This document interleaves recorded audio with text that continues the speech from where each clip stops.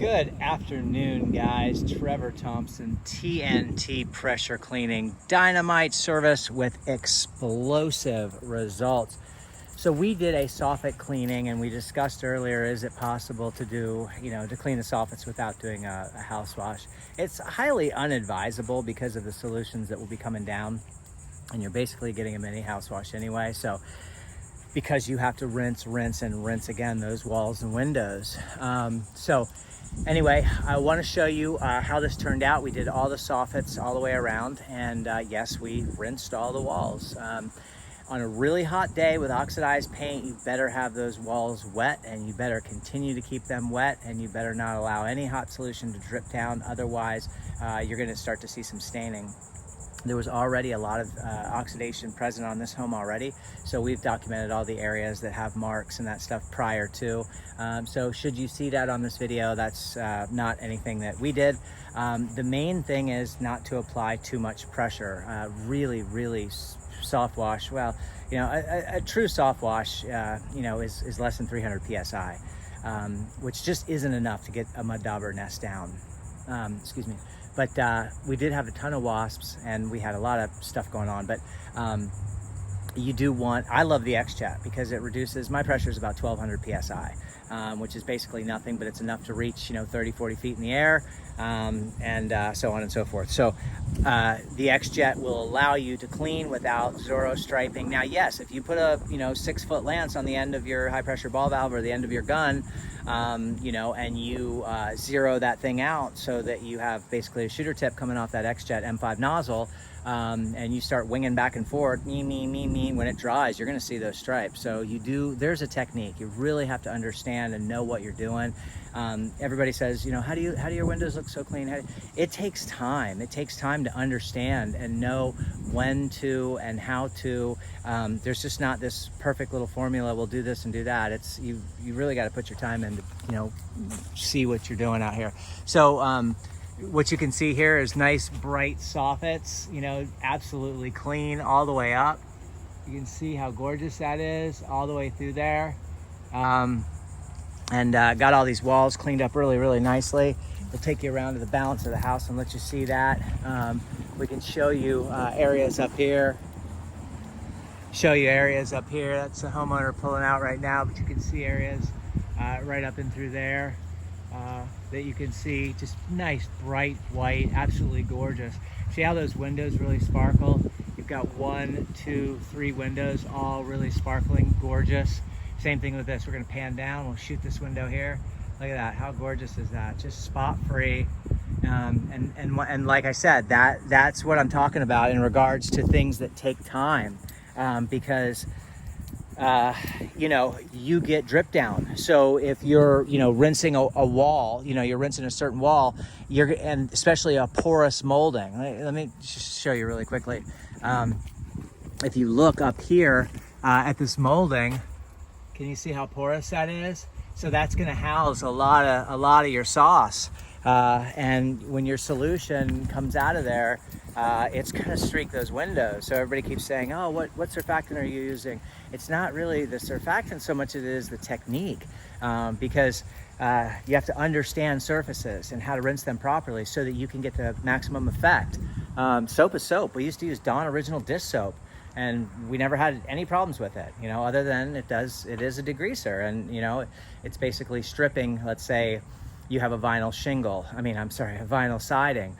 There's a protective coating that comes from the manufacturer, and slowly over time you're chiseling away at that. Same thing with asphalt shingles. So and yes, does it degrade your SH? Not if you're shooting it that day, but if you leave it set, it's not bleach stable, and so yes, it will degrade.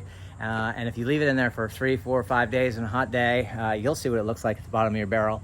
So anyway, the walls are still drying, so that's where you're seeing some drippage, drip down through there. But you can just see how gorgeous, those soffits came out. Sorry if that sun's killing you guys. We'll try to get a little underhang here. And I'm just randomly going up places, just because I know my work is that good. You don't see a cobweb or a spider web anywhere through there. You don't see a mark or a piece of anything. And that's just, what I do. I touched up their planter trims because I felt like they needed it. and you can see up here, this is where that oxidized paint that I was telling you about, where it's sort of marbled in through there. That battleship gray is no longer, or whatever the color of that gray is no longer gray. But today was a soffit cleaning. You can see how gorgeous the soffits came out. XJet hit all this from the ground, no ladder work whatsoever. Was able to get all the mud dauber nests off of areas that were over here, in the corners of the windows, on the sides. You can see some residual. Let's get you in here. This is what some residual look like. Where are we at? Right up there. So if you look right there, I'll tap right here, kind of focus on that. Yeah.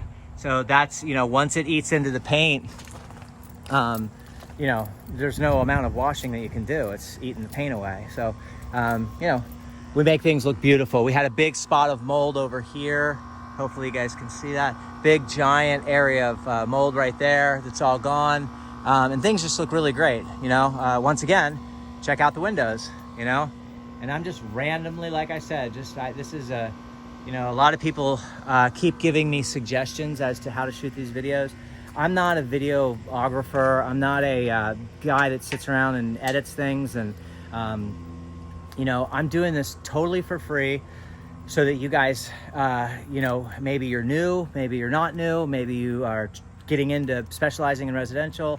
Maybe you, I've learned a ton from guys. Yes, there's a lot of garbage out there. Yes, I've probably said some things that aren't, that wonderful or great or knowledgeable.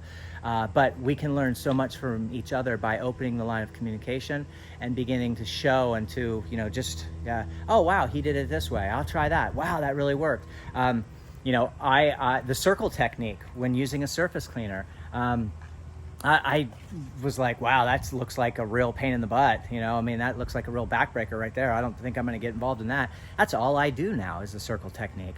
I don't go up and back and forth and that type of thing. I run circles with my surface cleaner and I don't leave any lap lines.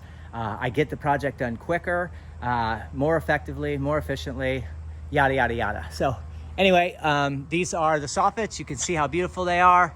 These are the windows. These are my plants that still stayed alive. And we're going to come back and we're going to treat this deck here. So we're going to do some work on this travertine deck. So look forward to that.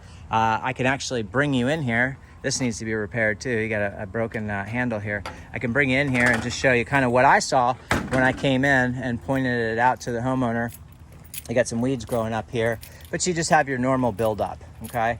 So you see what that looks like in here, so that, that's an easy clean, easy dust off. You do have your organic, you can see your mold. You see your green? So there's your green. And we'll clean up these planter trims. See how green those guys are down there? We'll make that look really, really pretty. And they can enjoy their gorgeous little pool here and everything will be wonderful. Thank you so much for watching my videos. Trevor Thompson, TNT Pressure Cleaning. Stay hydrated. Today, I took cranberry juice, then I threw about 40 ounces of water on top of that, and then I put some maple syrup in there, some good old Vermont maple syrup. I had my coffee before I came. I'm done in a few hours. It's a big house, man, you know what I mean? So knocked it out solo, and I feel great. Not sweating profusely, not, it's 94 degrees, and so stay hydrated, mix combinations that work for you. And that cranberry juice and water and maple syrup, I don't know, might be a new recipe for me. Have a great day, everybody. Take care. And we are off to go to get some non-ethanol gas for a project on Friday. Taking the kids to, we went to Walt Disney World yesterday, the Magic Kingdom, and Thursday, tomorrow, we're gonna be going to Hollywood Studios. And so we're doing the Disney thing for the kids for the summer. They're about to go to school in mid-August. And Friday I have a big pool enclosure down south of me by about 30 minutes. So we're gonna go get some non-ethanol gas because that's all I run through my machine. Yes, you can run 87 all day long. It's to each their own. I'm a huge fan of non-ethanol. I don't feel like I'm throwing my money away. I feel like I'm saving myself from doing carburetor cleans and just general wear and tear. Non-ethanol gas is much better for small engines. That's a no-brainer. So I don't mind spending the extra, whatever it is, $1.25 per gallon. Yeah, $1.50 a gallon, something like that. So I'm off to Wawa. I'm gonna grab a sandwich too, because for some reason that gas station makes some good food. This is not a paid advertisement, but I do like their saves my wife from having to make something when I get home. And then I'm gonna lay down and take a nap. Take care. Bye bye.